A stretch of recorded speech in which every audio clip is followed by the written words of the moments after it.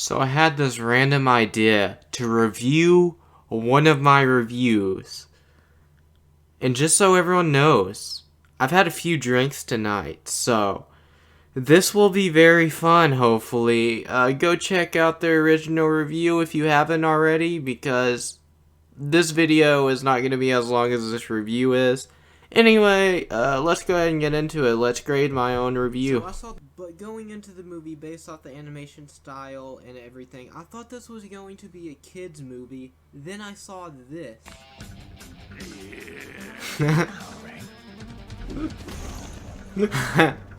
I did expect it to be a kids movie. I did not expect that kind of brutality in this movie. The turtles even swear, and I've never heard them do that.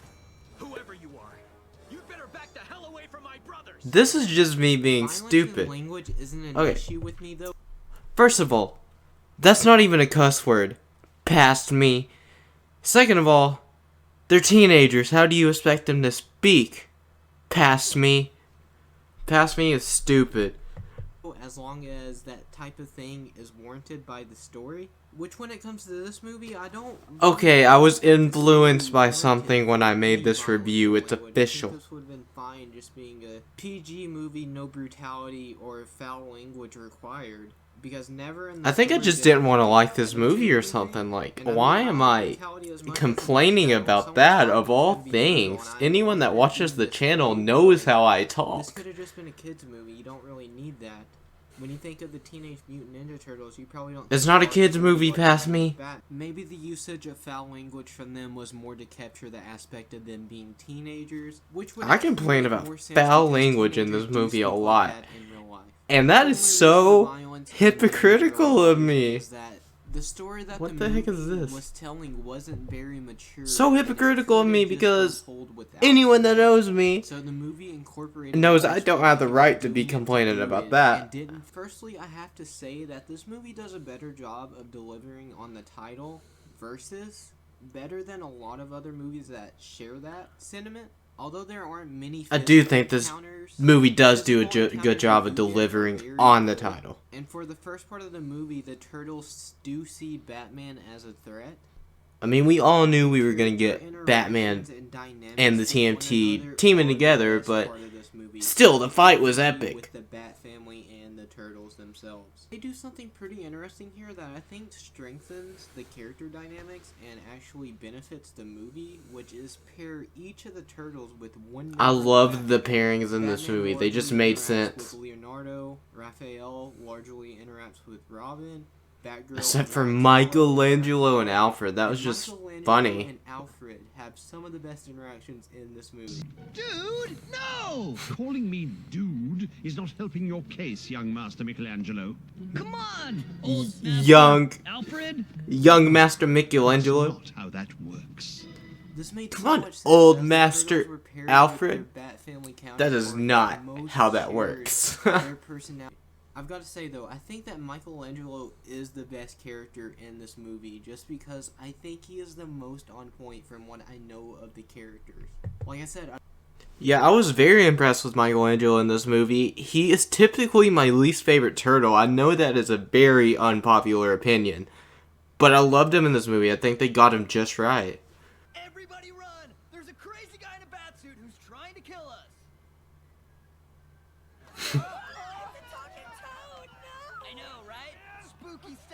There's the biggest negative of this film, though, and everybody run! There's a crazy dude in a batsuit trying to kill us. Just silence. A talking toad! Run! Is how they utilize Batman's rogues. I can't really get too much into this because it would spoil the entire plot of this movie, and I just don't want to spoil it for anyone that hasn't seen it, because I do think this movie is worth checking out. Despite how disappointed I was by how they utilized most of Batman's rogues, I think the most well-utilized... Okay, this is just me being naive. I don't think that's quite the word for it, but this is just me not respecting source material, apparently, because I knew this was based on a comic. I don't know why I'm complaining so much about what they do in the movie. They're just doing what they did in the comic.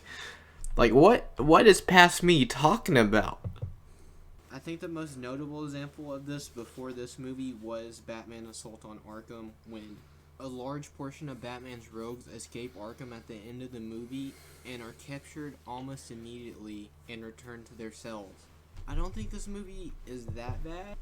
Okay, so this comparison that I made, the past me made, don't really match up that well together because one is based on games and the villains were thrown in just to show that this is based on the games and Batman vs. TMNT is based on a comic and it's just respecting the source material.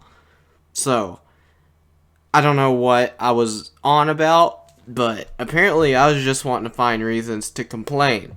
Donatello, he has to be correct and precise about everything, and this is more of a thing that happens in the first half of the movie as well. It's not so bad in the second half. But when he's correcting his brothers and just anyone, especially in the first half of the movie, he just kind of comes off as a smartass.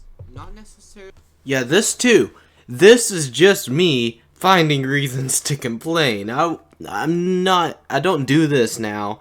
I don't know why I did it for this movie, but it's not that big of a deal. It wasn't that big of a deal. It's not like over the top or anything. They're still pretty much their respective character. It's just this movie's take on them.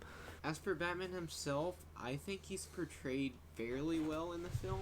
And being voiced by Troy Baker, I think Troy Baker is just a god at mimicking voices or something. Because his voice for the Joker sounds extremely close to Mark Hamill. And in this, his voice for Batman sounds pretty close to Kevin Conroy. It's different. I don't know what's happening. Obviously not. Okay.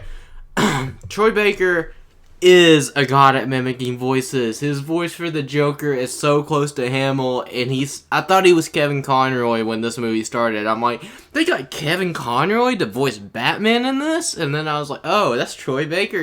He could just mimic anyone, apparently. Michelangelo's infatuation with the Batmobile, and eventually, this isn't a big spoiler or anything, but eventually he rides in it, and Batman tells him not to press anything, and just the way the scene played out, it really reminded me of a scene from Batman the Animated Series with him and Harley, from the episode Harley Quinn.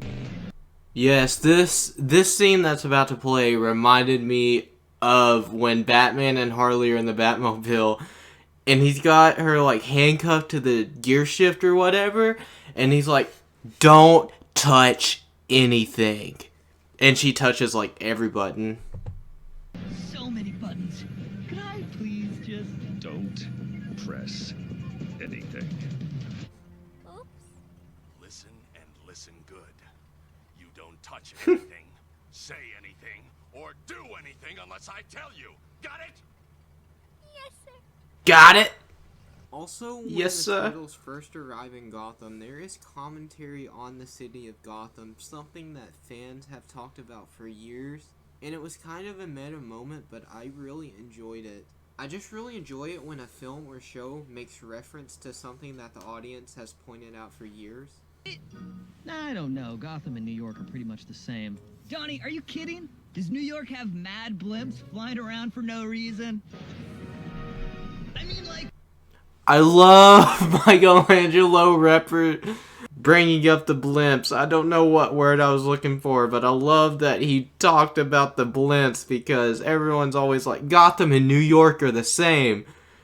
Does New York got mad blimps flying around? I don't think so. Like, what are they for? I love them! There's not much more I can say about the actual That's film. every What I fan's will reaction say to is those there's blimps. an end-credits scene, and it is absolutely insane. I may cover it in a separate video just because of the insanity of it and what it teases, but of course... Okay, this was insane to me because I don't know what happens in the comic, and I mean, it was pretty obvious based on what happened at the end of the movie. Shredder, like, falls into the Joker acid, the acid that turned the Joker into the Joker, and it seems that we're getting Shredder Joker, or Joker Shredder. Dreader. No, okay. But yeah, I hope we get a sequel to this movie because I really want to see that. That would be dope. The Shredder Who Laughs. The Shredder Who Laughs. That's got a nice ring to it, I guess. course, I don't want to spoil it here, so I'll go ahead and give this movie a letter grade. Overall, I think it's worth a watch. I think the movie has good action for the most part and strong character moments, but what they did with Batman's Rogues Gallery was extremely disappointing. The movie has a basic plot and no emotional death, but that's fine. I'm going to give Batman vs. TMNT a C. So if you... Okay, so I gave it a C here, and my complaint wasn't that great. I complained about what they did with the villains, but like I said earlier, they're just really respecting the source material. And then I went on to say it's got no emotional depth, and that's fine. It doesn't really have emotional depth, but it's not really needed. So I would update my letter grade here and give that a B, and I would give this review a C minus, probably an F to be honest. I don't know what I was on about when I reviewed this movie. I think the video is pretty good. I think I edited it pretty well, but yeah, so that was just me having some fun reviewing one of my reviews. Let me know what you thought about this down in the comments below. Do you want to see more videos like this or not? Either way, that's fine. Yeah, leave a comment, like, share, subscribe.